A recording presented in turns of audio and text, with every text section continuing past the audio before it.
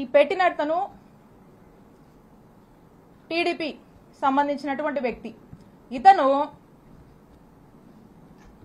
ఇతను ఈ కథకి వీళ్ళని ముందుండి నడపడానికి గల కారణం ఒక డైరెక్టర్ ఉన్నాడు. ఈ డైరెక్టరు, ఈ స్క్రీన్ ప్లే, వీళ్ళంతా కూడా ఈ యాక్టర్స్, ఆర్టిస్టులు వీళ్ళంతా. ఎందుకంటే మొదటి నుంచి కూడా ఒక మార్కెటింగ్ టీంని పెట్టి, మీరు వస్తారా, విడుదల రజనీ మీద కేసు పెడతారా, కంటెంట్ మేము ఇస్తాము, మీరు జస్ట్ అక్కడికి వెళ్ళి ఆ కంప్లైంట్ ఇచ్చిరండి, మీరు వస్తారా, అధికారం మా దగ్గర ఉంది, ఏం పని కావాలో చేసి పెడతాము, విడుదల రజనీ మీద మేము ఒక నరేషన్ ఇస్తాము, ఆ నరేటివ్ తీసుకుని పలానా ఆఫీస్కి వెళ్ళి కంప్లైంట్ చెప్పండి, బయటికి రాగానే మీడియాతో మాట్లాడండి, సోషల్ మీడియాలో పెట్టండి అనేది ఒక ఎజెండా పెట్టుకున్నారు. ఒక మోడస్ ఆపరెండా రన్ చేస్తున్నారు. దాంట్లో భాగంగానే ఒక బిజినెస్ మ్యాన్, ఒక వ్యక్తి వెళ్ళి, ఇక్కడ ఒక డైరెక్టర్ ఉన్నాడు, ఆ డైరెక్టర్ ఎవరో కాదు, Narasaraopet MP Shri Lavu Srikrishnadevaraya garu. He is the director. ఈ డైరెక్టర్ దగ్గరికి ఈ బిజినెస్ మ్యాన్ వెళ్తాడు. ఈ బిజినెస్ మ్యాన్ ఫ్రెండ్ అంటారు, ఈ బిజినెస్ మ్యాన్ బంధువు అంట, అదే పార్టీకి సంబంధించి అదే వాళ్ళ వర్గానికి సంబంధించినటువంటి వ్యక్తి ఈ బిజినెస్ మ్యాన్. ఈ బిజినెస్ మ్యాన్ వెళ్ళి అతనికి ఏవో బిల్లులు కావాలి, అతనికి ఉన్నటువంటి పెనాల్టీస్ వేవ్ ఆఫ్ చేయాలి, అతను యథేచ్ఛగా వ్యాపారం చేసుకోవడానికి అతని సపోర్ట్ కావాలని అతన్ని అడిగితే, ఇతనికి డైరెక్టర్ గారు అన్నాను కదా కృష్ణదేవరాయ గారు, ఇతనికి ఇల్లీగల్ గా ఎట్లంటే అట్లా వ్యాపారం చేసుకోవడానికి, ఇల్లీగల్ వ్యాపారం ఇష్టం వచ్చినట్టుగా చేసుకోవడానికి, ఎదురే లేకుండా వ్యాపారం చేసుకోవడానికి సహకరిస్తానని హామీ ఇస్తూ కృష్ణదేవరాయ గారు ఈ బిజినెస్ మ్యాన్ ని ఒక కోరిక కోరుతారు. ఏంటంటే, నా టార్గెట్ విడుదల రజనీ, ఈ విడుదల రజనీ మీద తన్ని డిఫేమ్ చేయాలి, తన మీద ఏదో ఒక కంప్లైంట్ పెట్టండి, తన్ని డిఫేమ్ చేద్దాము, కంప్లైంట్ పెట్టించడము, ఆ పైన ఫాలోఅప్లు వ్యవహారాలు మొత్తం నాది బాధ్యత, మీరు అలా కంప్లైంట్ పెట్టి నేను చెప్పిన ఆఫీస్కి వెళ్ళి ఇచ్చేసి మీరు ఇంట్లో కూర్చోండి మెలకుండా, నేను నడుపుతా అని చెప్పి మీ బిజినెస్లు నడిపిస్తా అని అతనికి అభయం ఇచ్చి వెనకుండి ఈ విధమైనటువంటి దారుణమైనటువంటి ఇల్లీగల్ కేసుని నా మీద, మా స్టాఫ్ మీద, మా మరిది మీద పెట్టించినటువంటి ప్రయత్నం చేశారు. అసలు ఎందుకు ఇది చేయాల్సి వచ్చింది, కృష్ణదేవరాయ గారికి కూడా ఎందుకు ఇలా చేయాల్సి వస్తుందంటే, కృష్ణదేవరాయ గారికి విడుదల రజనీ అంటే కోపం కొంచెం ఎక్కువేనండి, ఎక్కువ కోపమే. ఎందుకో నాకు కూడా కారణాలు తెలీదు, కానీ రకరకాల కారణాలు ఆయనే అనుకుంటాడు, రకరకాల కారణాలు ఆయనకే ఉన్నాయి. సరే, ఎందుకంటే దానికి కూడా కథ ఉంది, అది కూడా చెప్తా. అయితే ఆ కథ ఏంటంటే,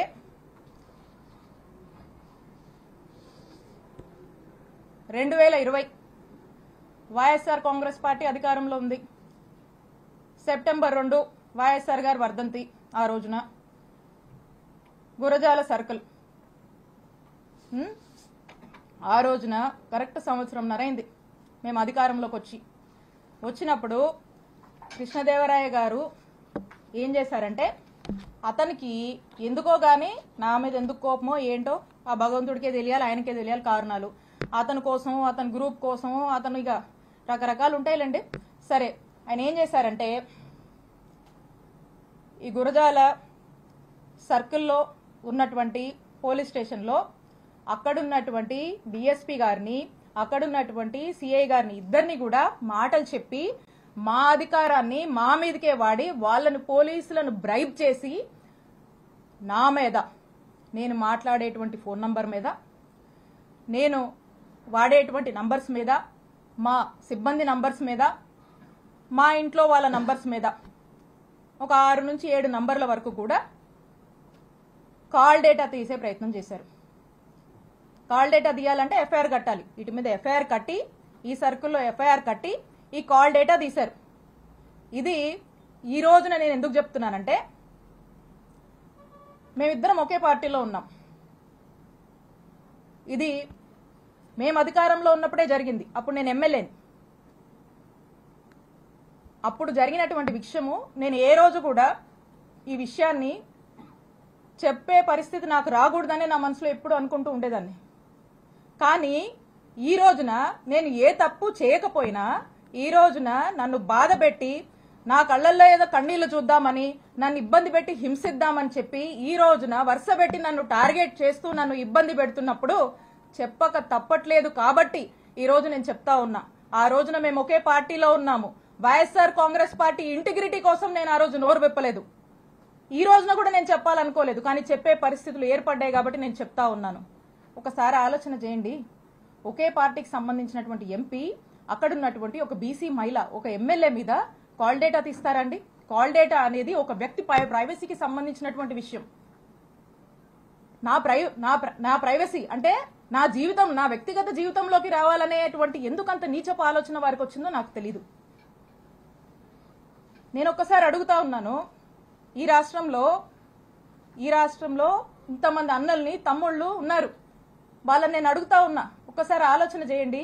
మీ ఇంట్లో ఒక ఆడపిల్ల ఉంటే, మీ భార్య అయినా, మీ చెల్లి అయినా, మీ అక్క అయినా, మీ ఇంట్లో ఉండే ఆడవాళ్ళ కాల్ డేటా ఎవరన్నా తీస్తే ఏంటండి?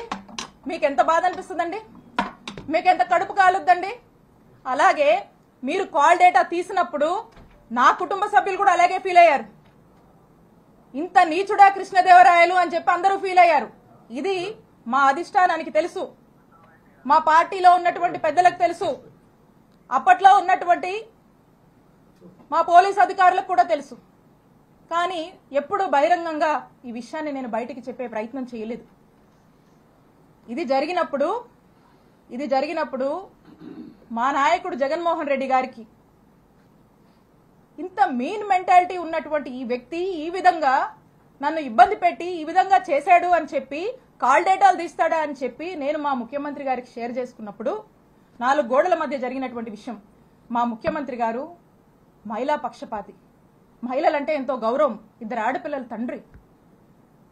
ఆ ఇంట్లో ఆ 2 ఆడపిల్లలకు ఎవరికైనా ఒక మహిళకు జరిగితే, వాళ్ళ ఇంట్లో మనుషులకు ఎలా జరిగితే ఎలా మనం బాధపడతాం, మన విషయంలో మనం ఎలా బాధపడతామో, నా విషయంలో కూడా మా నాయకుడు జగన్మోహన్ రెడ్డి గారు ఆ రోజు అంతే బాధపడి ఇమీడియట్ గా అక్కడ ఉన్నటువంటి ప్రభుత్వ అధికారులకు, పోలీస్ అధికారులకు ఇన్స్ట్రక్షన్ ఇచ్చి ఇమీడియట్ గా నెసరీ యాక్షన్ తీసుకోమన్నారు. ఇమీడియట్ గా నిమిషాల్లో ఆ రోజు ఇక్కడ పనిచేసినటువంటి డిఎస్పీని, ఇక్కడ ఉన్నటువంటి సిఐని పిలిచి పోలీస్ అధికారులు మాట్లాడితే ఆ పోలీసులు ఏం స్టేట్మెంట్ ఇచ్చారండి? Upon the pressure of honourable MP Narasaraopet Lavu Krishnadevarayalu, upon his instructions మేము ఇది తీయాల్సి వచ్చింది అని చెప్పారు. నిమిషాల్లో సస్పెండ్ అయ్యారు ఆ పోలీసులు. ఇది చాలా మందికి తెలుసు. ఇదేదో వీళ్ళేదో కట్టుకదల్లి నా మీద ఏమాత్రం కూడా పస లేకుండా, సబ్స్టెన్స్ లేకుండా నా మీద ఏదో కేసు పెడితే నేను మాట్లాడట్లేదండి. నేను ఇదిగోండి ఆ ఎఫ్ఐఆర్ కాపీ కూడా ఉంది. మా నంబర్ల మీద తీసినటువంటి ఎఫ్ఐఆర్ కాపీ ఇది కూడా ఉంది, ఎవిడెన్స్. అక్కడున్నటువంటి డిఎస్పీ, అక్కడున్నటువంటి సిఐ సస్పెండ్ అయ్యారు. అది అందరికీ తెలుసు. నేనేదో మీలా కట్టు కదలల్లి ఏదో మాటలు చెప్దామని రాలా. ఇది ఇంత నీచమైన నిజ స్వరూపం లావు కృష్ణదేవరాయలు. అప్పుడు మా నాయకుడు అతన్ని ఏంటయ్యా కృష్ణ, ఏంది పని అని ప్రశ్నిస్తే తల దించుకున్నాడు కృష్ణదేవరాయలు. ఆ రోజున కృష్ణ గారు తల దించుకున్నారు. తన తల తీసేసినట్టయింది ఆ రోజున మా నాయకుడు జగన్మోహన్ రెడ్డి గారి దృష్టిలో ఇతను చేసినటువంటి ఈ తప్పుడు పనికి, ఒక మహిళా ఎమ్మెల్యే కాల్ డేటా తీసినటువంటి తప్పుడు పనికి అతను ఆ రోజున మా నాయకుడిలో కృష్ణదేవరాయలు అనే వ్యక్తి మీద నమ్మకం కోల్పోయాడు, అతను చేసిన తప్పు వల్లే. అది పనిచేసే ప్రభుత్వం యొక్క గొప్పతనం అని నేను మీకు తెలియజేస్తాను.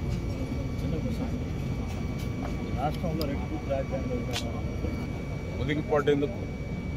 కోర్టు పోయిన వాళ్ళకి ఎందుకు డబ్బు వెనక్కిస్తున్నారు? సిగ్గుండాలి కదా మాట్లాడటానికి. సిగ్గుండాలనా మాట్లాడటానికి? ఎన్ని ఎగ్జాంపుల్స్ ఉన్నాయి చిలకలూరుపేట చరిత్రలో సోమేపల్లి సాంబయ్య గారు 6 సార్లు పోటీ చేశాడు. నేను 6 సార్లు పోటీ చేశా.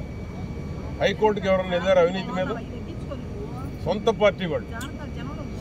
పార్టీ వాళ్ళు ఎవరైనా అవినీతి మీద హైకోర్టుకి వెళ్ళిన చరిత్ర ఉందా చిలకలూరుపేటకి?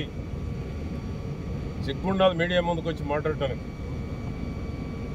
ఎందుకు మళ్ళా డబ్బులు ఇచ్చి బతిలాడుకుంటున్నారు? చాలా వాళ్ళ పార్టీ వాళ్ళే కదా, మీ అందరికి ఇప్పుడు ప్రొడ్యూస్ చేస్తారు. ఎవరెవరి దగ్గర డబ్బులు తీసుకున్నారు, ఎవరి దగ్గర పోయి డబ్బులు ఇస్తున్నారు, కోర్టుకు పోయిన వాళ్ళకి ఏ విధంగా రాజీ పడుతున్నారు. ఈ రాష్ట్రంలో ఎవరు గ్రంథం ఎందుకు వచ్చింది? ఎవరి మీద లేనన్ని ఆరోపణలు మీ మీద ఎందుకు వస్తున్నాయి? వచ్చినాయి కాబట్టి గుంటూరు పంపించారు. ప్రజలు మర్చిపోయారని మళ్ళా తిరుగు టపా చేశారు. మర్చిపోయారు చిలకలూరుపేట ప్రజలు. చిలకలూరుపేట ప్రజల హృదయాల్లో సుస్థిరంగా అవినీతి మంత్రి అని ముద్ర వేసుకొని ఈరోజు ఏదో నీతులు చెప్తే ప్రజలు నమ్మేదానికి సిద్ధంగా లేరు. ఎంపీ మీద ప్రేలాపనలు ప్రేలితే ఎంపీ నిజాయితీని ఎవరు శంకించలేరు. ఈరోజు ఏదో మైక్ ఉంది కానీ పూనకం వస్తే కుదరదు. చేసిన తప్పులు కడుక్కోవాలంటే జీవితం సరిపోదు. ఇంకా చాలా ఉన్నాయి, ఇప్పుడే ఏం అవ్వలేదు, జీవితం సరిపోద్ది. కాబట్టి నోరు ఉంది కదా, మైకులు పెట్టగానే పూనకం వచ్చినట్టు మాట్లాడితే కుదరదు. మీ పార్టీ వాళ్ళే ఈరోజు రెడీగా క్యూలో ఉన్నారు. 1 by 1 అందరూ క్యూలో ఉన్నారు. మీకు, మీ సిబ్బందికి, మీ కుటుంబానికి ఎవ్వరూ వదిలిపెట్టరు. మీడియా ముందుకు వచ్చేదో సానుభూతి మాటలు చెప్తే ప్రజలు నమ్మడానికి సిద్ధంగా లేరు. వైజాగ్లోనో రాజమండ్రిలోనో చంద్రబాబు గారి ముందు మాట్లాడిన మాటలు ఎవడు మర్చిపోలే ఇంకా. కాబట్టి ఈరోజు సానుభూతి కోసమో సింపతి కోసమో నేను బీసీ అను మహిళ అంటేనో సింపతి వచ్చే రోజులు పోయినాయి. నువ్వు చేసిన అరాచకాలకి దుర్మార్గాలకి సింపతి రాదు. ఎప్పుడెప్పుడు అరెస్ట్ చేస్తారని రాష్ట్ర ప్రజలు ఎదురు చూస్తూ ఉన్నారు. చిలకలూరుపేటలో సోషల్ మీడియాలో వల్గర్ లాంగ్వేజ్ పెట్టి వల్గర్ల సంస్కృతిని తీసుకొచ్చినటువంటి ఘనత మర్చిపోలే ప్రజలు. కాబట్టి ఏంటంటే ఈరోజు మీడియా ముందుకు వచ్చి నేను మాట్లాడడానికి ఏదైనా మాట్లాడవచ్చు కదా అంటే ప్రజలు నమ్మేదానికి సిద్ధంగా లేరు. తప్పకుండా నువ్వు దోచిన అవినీతి మొత్తం కక్కిచ్చేదాకా కూటమి ప్రభుత్వం వదిలిపెట్టదు. అరుపుకు రాజ్యాంగం కాదు. చంద్రబాబు గారు ఆనాడే చెప్పాడు పిల్లికోటి గురించి. పిల్లికోటి గురించి చంద్రబాబు గారు గవర్నమెంట్ వచ్చినాక చట్టపరంగా చర్యలు తీసుకుంటామని చెప్పారు. చెప్పారో చెప్పలేదా? అదే జరుగుతుంది. దోచిన డబ్బు ఎవిడెన్స్తో పోతున్నారు కోర్టులకి. మరి ఎందుకు ఇచ్చా పసుమరపోయి డబ్బు వెనక్కి? నువ్వు దోచేయలేదు, ఎందుకు ఇచ్చావు వెనక్కి? క్రష్ రోడ్ దగ్గరికి ఎందుకు పంపావు? మార్నింగ్ ఎంపీ గారు చెప్పాడు కదా, నా దగ్గరకే పంపావు రాయబారం డబ్బు వెనక్కి ఇస్తానని. పంపారు లేదా? మీడియా ముందు మాట్లాడలేదా? మరి ఎందుకు పంపావు? ఇవన్నీ ప్రజలు గమనించడం లేదా? కాబట్టి తప్పు చేస్తే తప్పకుండా మూల్యం చెల్లించుకోవాల్సిందే. దోచిన డబ్బు తిరిగి ఇవ్వాల్సిందే. చట్ట ప్రకారం శిక్ష అనుభవించాల్సిందే. శిక్ష నుంచి ఎక్కడ తప్పించుకోలేరు, చట్టం నుంచి ఎక్కడ తప్పించుకోలేరు.